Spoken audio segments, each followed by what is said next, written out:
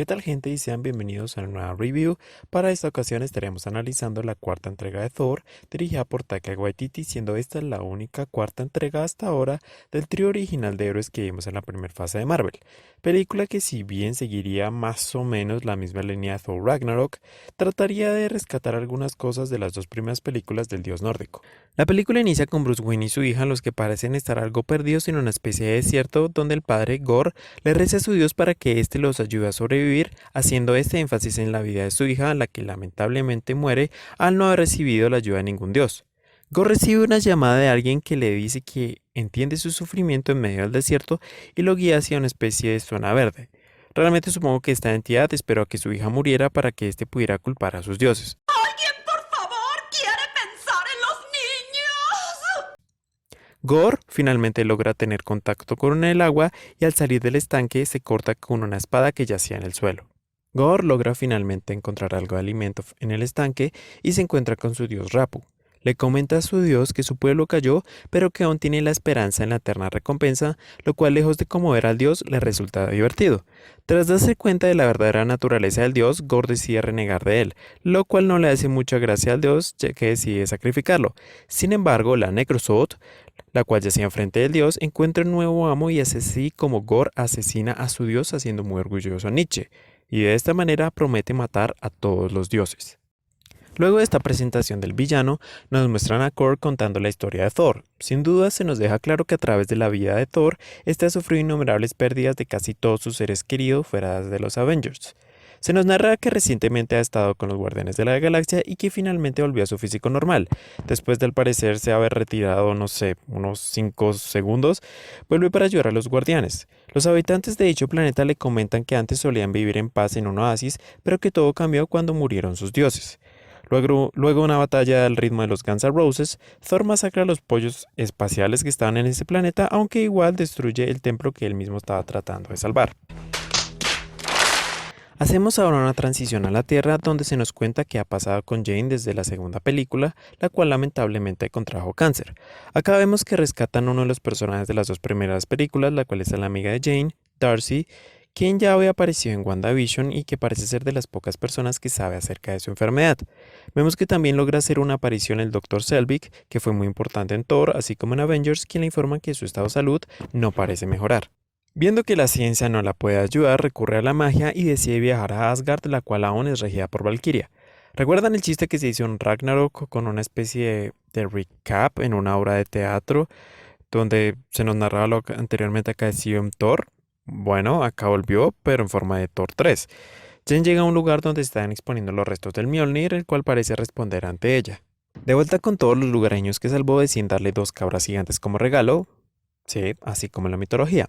En la nave de los guardianes reciben numerosas llamadas de auxilio en las que se menciona que han estado asesinando dioses y que en una de estas llamadas podemos apreciar a Lady Sif, personaje que lamentablemente no vimos en Thor Ragnarok, pero que pudimos ver durante un corto periodo de tiempo en la serie de Loki. Ante tantas llamadas de auxilio deciden ir por caminos diferentes. Thor llega al lugar donde se le dio muerte a Faligar, un dios amigo de él, y donde está herida Sif, quien le hace falta un brazo al mejor estilo de Finn humano, la cual le cuenta acerca del carnicero de dioses.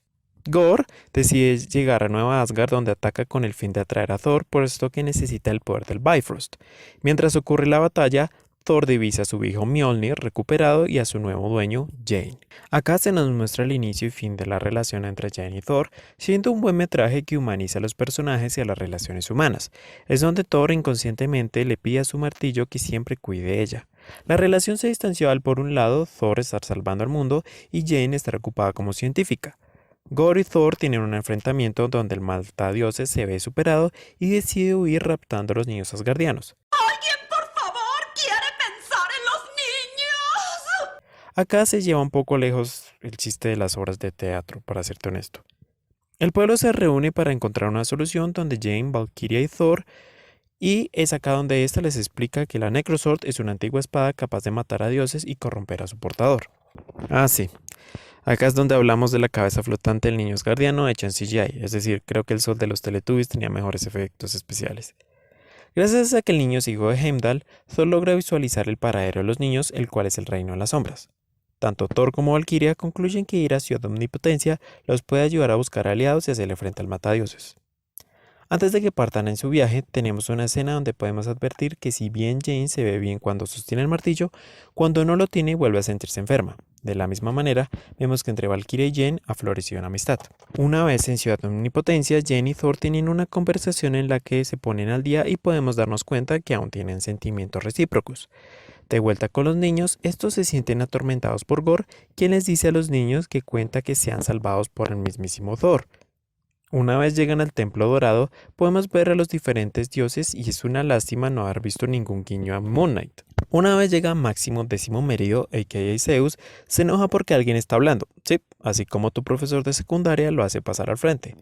Thor les pide ayuda a los dioses contra el matadioses, a lo que Zeus no toma la menor importancia e incluso pierde la paciencia cuando Thor trata de insistir en el tema. ¿Recuerdan cómo en las décadas anteriores se sexualizaba a la mujer como una especie de fanservice en las películas? Bueno, de esta década también está presente, en esta década volvió, pero en forma de sexualización masculina, algo que incluso incomoda en gran medida al actor. Es decir, imagínense el revuelo que hubiera pasado si en esta escena le hubiera pasado esto a Jane y no a Thor. El dios del Olimpo baja melosamente el podio y le comenta a Thor de que si bien sí está asustado por Gore, este no pretende hacer nada al respecto puesto que está a salvo en omnipotencia e incluso se niega a prestarle su rayo. Zeus les dice que no les permite irse puesto que ellos saben la locación de omnipotencia, por lo que Gore podría utilizarlos para saber su ubicación. Por esto, Valkyria y Jane entran en acción. Mientras pelean con los guardias, Zeus parece haber matado a Korg, por lo que enfurece a Thor y este le atraviesa el pecho al dios del Olimpo. Aunque bueno, lo mejor de todo es que Korg realmente no murió. ¿Y moriste? Por desgracia, sí. Pero sobreviví. Luego de que escapen gracias a las cabras gritonas, ¡No, tú cállate! ¡Oye, te quieres callar! ¡Que te calles! Creo que con los cuernos no les funciona el cerebro. nuestros héroes debaten qué pueden hacer ahora que fallaron en reclutar el ejército de omnipotencia. Por lo que Jane y Thor encuentran un momento para hablar de sus sentimientos, a lo que Jane aprovecha para comentarle de su situación de salud. Sin embargo, Thor le dice que sin importar las consecuencias, estará junto con ella. Finalmente llegan al reino de la oscuridad, aunque parece más una mini luna o un meteoro donde todo el color desaparece. Entran en una especie de cambuche donde se dan cuenta que les han tendido una trampa.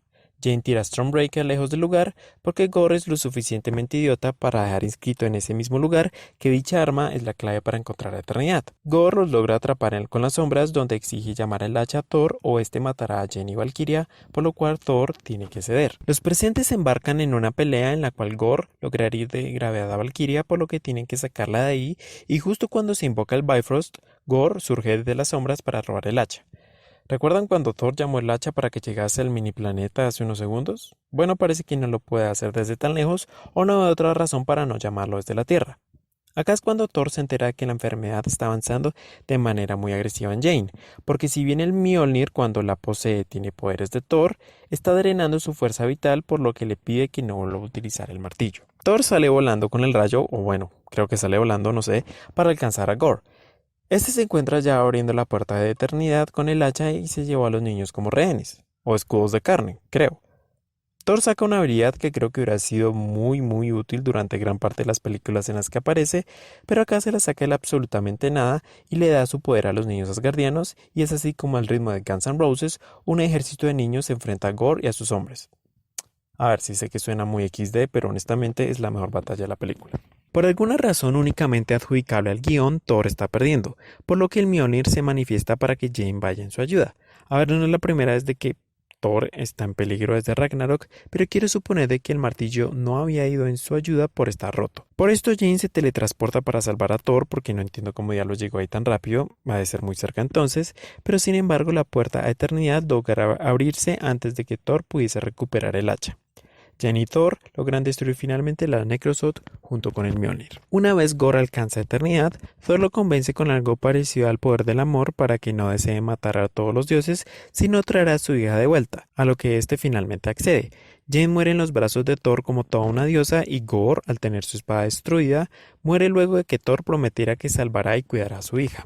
Finalmente, la última escena nos muestra cómo Thor ha cuidado de la niña como su propia hija y desde entonces ambos se les conoce como Amor y Trueno. Sí, hay una escena postcréditos en la que Jane llega al Valhalla y otra escena postcréditos donde Zeus, ya saben, Zeus el gordito, manda a Heracles detrás de Thor. Luego de la finalización de Endgame, toda una era que abarcó una década de películas y personajes para tener un final que la mayoría encontró satisfactorio, es normal que el interés por Marvel haya menguado y que mucha gente ya no se sienta muy atraído por dicho universo, por lo cual la recepción de la gente para la última fase ha sido bastante meh, cuando menos. Y sí, me gusta el MCU y veo todo cuanto sale, pero no es mentira que los proyectos más relevantes de esta fase hayan sido Moon Knight, WandaVision y No Way Home por el hito que significó. Thor en la primera fase tuvo una película que estuvo bien como introducción al personaje, pero sin ser nada realmente llamativo. Para la segunda tuvo la que muchos consideran la peor película de todo el MCU, que realmente se sintió más como una película de transición para darle una película a cada superhéroe original antes de la segunda de Avengers, y que asimismo no tuvo la mejor recepción de todas. Las cosas cambiaron radicalmente cuando, para Thor Ragnarok, se contrató a Taika Waititi para su dirección. La esencia de la franquicia cambió radicalmente con su llegada, cosa que se notó desde el tráiler que fue muy comentada en su momento. Ragnarok me sorprendió bastante. No fue perfecta y mucha gente se quejó de la sobredosis de humor que se le aplicó para esta entrega, pero por lo demás cosechó muy buenas críticas y aceptación por gran parte del público. Asimismo, el director estrenaría en 2019 una película que pensé que sería otra comedia, pero que resultó siendo una historia trágica con tintes de humor de la Segunda Guerra Mundial y que incluso fue nominada a los premios Oscar, que considero como una excelente película, la cual es Jojo's Rabbit.